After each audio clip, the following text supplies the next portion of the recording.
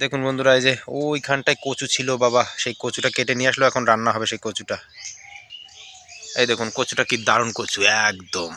এর কোনো গলা ধরে না বন্ধুরা আমাদের এই কচু, কিন্তু একটু বেলে বেলে টাইপের কচুটা, একদম আটালে না। এইটুকু কচু হয়েছে, এইটুকুই রান্না হবে এখন। ওখানে বাবা কাটছে ওই কচু, কেটে এখন আবার ওই পাশটা লাগাবে, দেখাচ্ছি আপনাদের। এই দেখুন বন্ধুরা, এই জায়গাটায় পুরোটাই আমাদের কচু লাগানো হবে।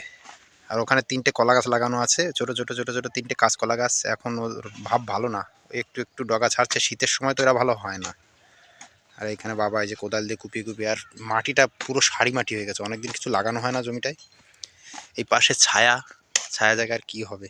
এই দেখুন কত কচু তুলে রেখে দিয়েছে, এই কচুগুলো সব লাগানো হবে। ওই যে 20-20টার মতো, 20-22টা কচু হবে এখানে লাগানো।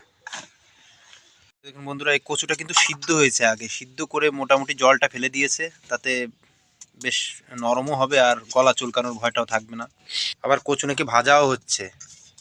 দেখুন বন্ধুরা, ওই যে শামুক খোলা পাখিগুলো এসছে, এই পাখিগুলো সব আমাদের এই পাশে এইখানে পড়বে, এখানে শামুক খুলে খুলে খায় ওরা বসে বসে শুধু। জমিতে ফুলকপি আর বাঁধাকপি লাগানো হয়েছিল বন্ধুরা, এই দেখুন বাঁধাকপিগুলো দারুণ হয়েছে, কিন্তু দাম এখন কমে গেছে। আর বাবা এই যে ফুলকপি ছাড়াচ্ছে বসে বসে,